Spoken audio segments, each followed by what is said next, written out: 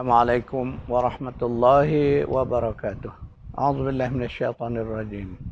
Alhamdulillahi rabbil alamin wassalatu wassalamu ala asyrafil anbiya'i wal mursalin wa ala alihi wa sahbihi ajma'in. Allahumma anfa'na bima 'allamtana wa 'allimna ma yanfa'una wa zidna 'ilma. Subhanaka la 'ilma lana illa ma 'allamtana innaka antal alimul hakim. Allahumma amin. Alhamdulillah, syukuran lillah. Kita bertemu lagi dalam siri kuliah tadabbur secara tematik, iaitulah bertemakan hidup mengabdi, hidup berbakti.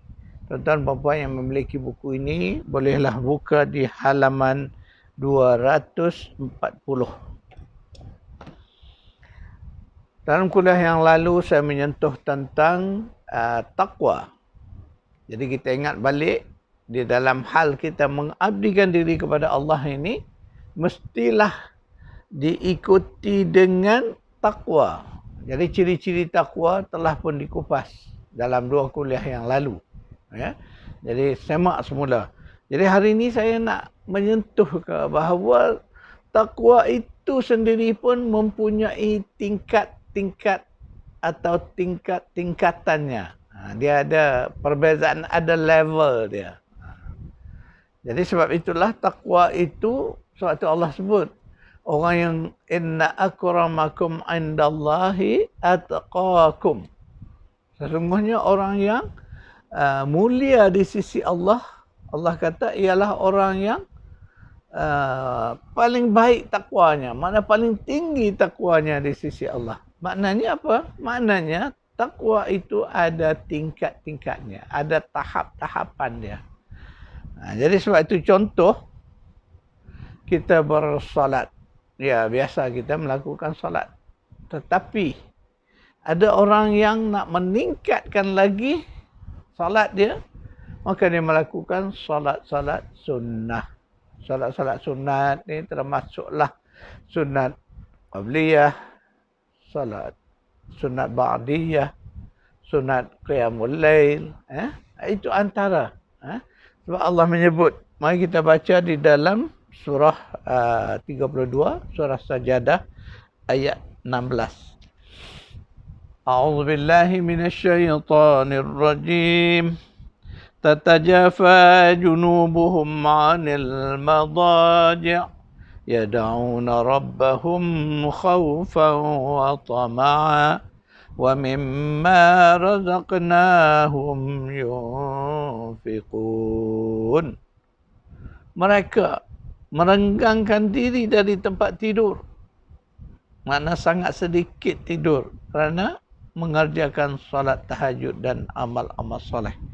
Mereka sentiasa berdoa kepada Rabb mereka dengan perasaan takut akan kemurkaannya, serta dengan perasaan mengharap ingin memperolehi keredaannya.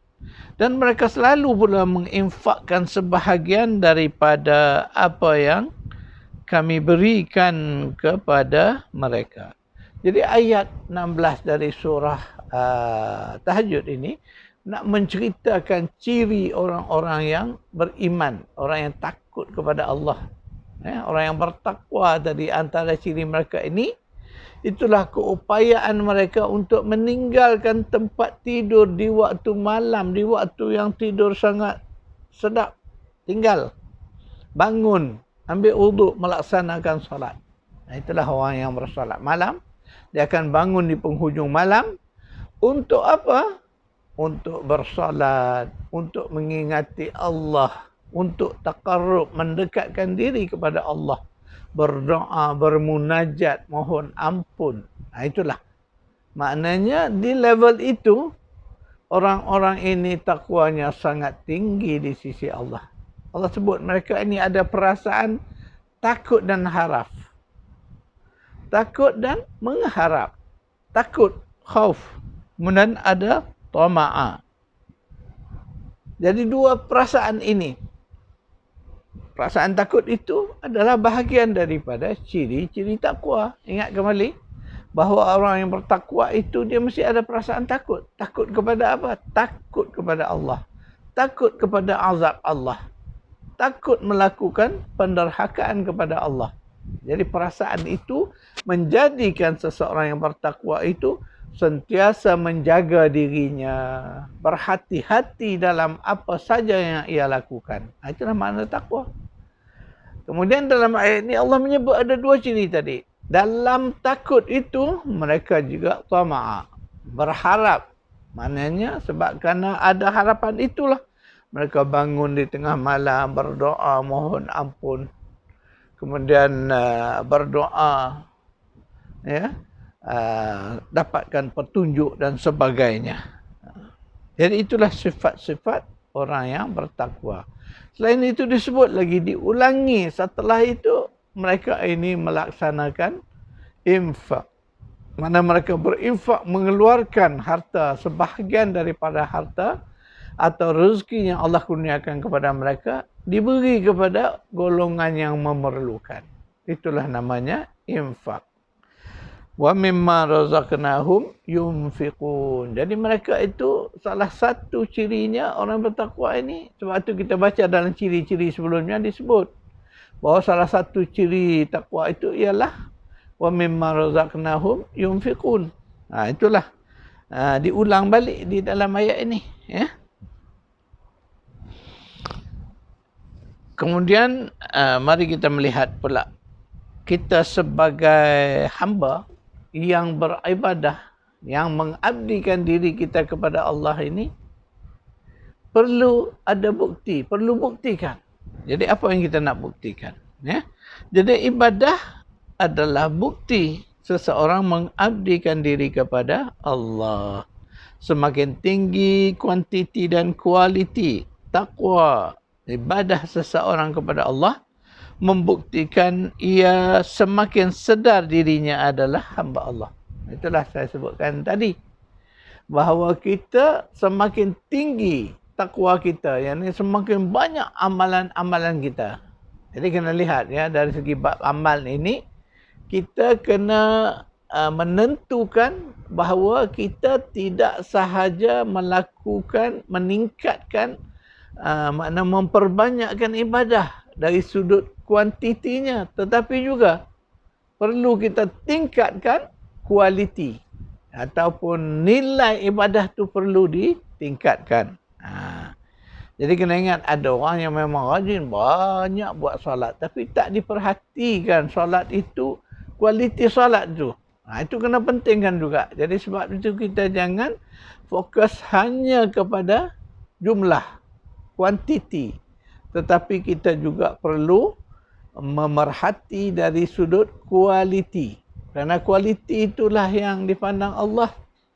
Sebab itu biarlah ibadah sedikit, tetapi andainya kita lakukan dengan kualiti yang tinggi, maka ia jauh lebih baik daripada ibadah yang banyak tapi tak ada kualiti. Ini yang kita perlu berikan perhatian, ya.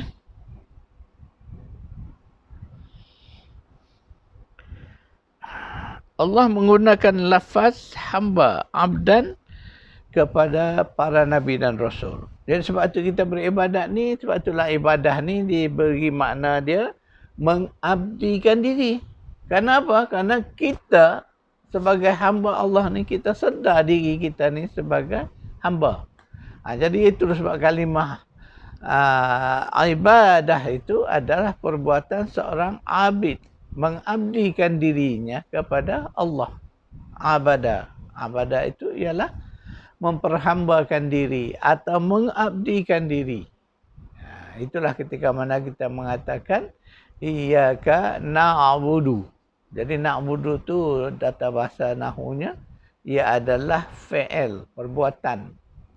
Fi'il mudhari', perbuatan masa kini dan masa depan. Kami sedang mengabdikan diri kami, na'budu. Jadi itulah maknanya kita sedar bahawa ketika kita mengabdikan diri itu, kita sedar diri kita siapa. Itu penting. Malah Allah nak menjelaskan bahawa Allah menyebut kalimah abdun, hamba. Abdi, hamba aku. Abdina, hamba-hamba kami. Itu banyak kalimah yang Allah pakai ya. Tetapi nak merujuk bahawa Allah melafazkan kalimah itu dengan kemuliaan. Ketika Allah sebut sebab, buktinya ketika Allah menyebut tentang Nabi, tentang Rasul, mereka ini manusia-manusia istimewa yang sangat tinggi darjatnya berbanding orang lain. Tetapi ketika itu Allah menggunakan lafaz abdun kepada para Nabi dan kepada para Rasul. Jadi nanti kita akan jumpa banyak ayat-ayat dalam Quran yang mana Allah selalu menyebut kalimah hamba-hambaku, hamba-hamba kami, ketika mana ayat ditujukan kepada para Nabi dan Rasul. Mari kita baca surah Baqarah ayat 23. A'udzubillahi minasyaitonirrajim. وَإِن كُنتُمْ فِي رَيْبٍ مِّمَّا نَزَّلْنَا عَلَى عَبْدِنَا فَأْتُوا بِسُورَةٍ مِّن مِّثْلِهِ. Dan andainya kamu ada menaruh syak tentang apa yang kami turunkan Al-Quran itu kepada hamba kami, abdina, iaitu siapa? Nabi kita Muhammad sallallahu alaihi wasallam. Allah menggunakan kalimah hamba, iaitu hamba kami. Fa'tu bi suratin min mislih, maka cubalah kamu buat atau kamu datangkan satu surah yang setanding dengan Al-Quran itu. Jadi ketika mana Nabi SAW menyampaikan Al-Quran kepada kaum Quraisy ketika zamannya di Mekah, mereka ini menentang, mencabar. Itulah sebab ayat ni Allah sebut, andainya kamu ragu, raibin, sebab tu disebut raibin ni, keraguan. Kamu ada keraguan dalam hati kamu terhadap apa? Mimma nazzalna, daripada apa yang kami turunkannya, iaitu Al-Quran itu, ke atas siapa? Ala abdina, ke atas hamba kami. Allah menggunakan kalimah abad. Jadi hamba kami, iaitu merujuk kepada Nabi SAW. Kemudian di dalam beberapa ayat yang lain, antaranya kita melihat dalam ketika Allah menjalankan Nabi Isra dan Mi'raj, Allah menggunakan lafaz hamba juga. Mari kita baca surah Al-Isra ayat awal, ni ayat pertama. A'udzubillahi minasyaitonir rajim. Subhanalladzi asra bi'abdihi laylan minal masjidil haram ilal masjidil aqsa alladzi barakna hawlahu linuriyahu min ayatina innahu huwas sami'ul basir.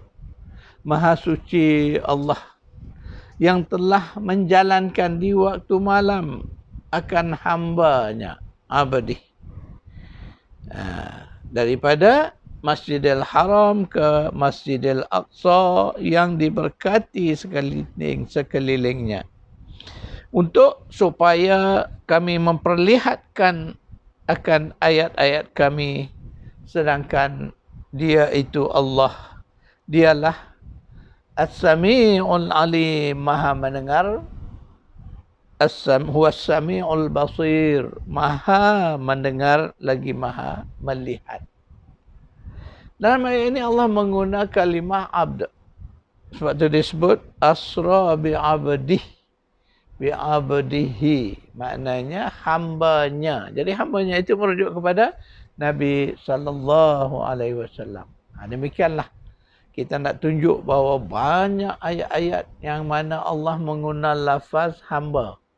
Oleh itu, janganlah kita rasa rendah. Janganlah kita rasa malu mengaku diri kita ni hamba. Kerana sebagai hamba kepada Allah, kita ini adalah manusia yang mulia dan tinggi di sisi Allah. Jadi sebab itulah Allah menyebut ketika Allah menyebutkan Nabi. Tadi beberapa ayat saya sebut bahawa Allah memanggil Nabi SAW dengan kalimah abd. Abdina, abdihi. Itu semua dhamir-dhamir lah di ujung. Tetapi kalimah pentingnya Allah kata hambaku, hamba kami, hambanya. Jadi kalimah itu makna satu kalimah yang mulia. Jadi marilah kita sadar bahawa kita sebagai hamba Allah ni, Masya Allah, darjat kita, makam kita tinggi di sisi Allah. Jadi sebab itu sebagai hamba, maka apa tugas kita? Apa tanggungjawab kita? Sudah pastilah memperhambakan diri. Itulah yang disebut mengabdikan diri, beribadah. Itu sajalah. Sekadar itu dulu kuliah kita, insyaAllah saya akan buat nota, sedikit nota dari kuliah kita.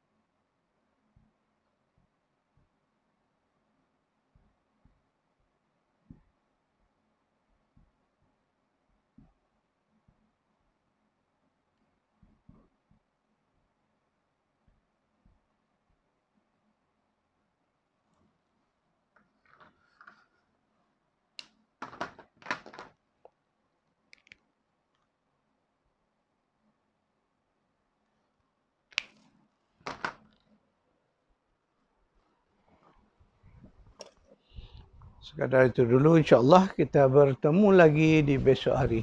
A'udzubillahi minasyaitonirrajim.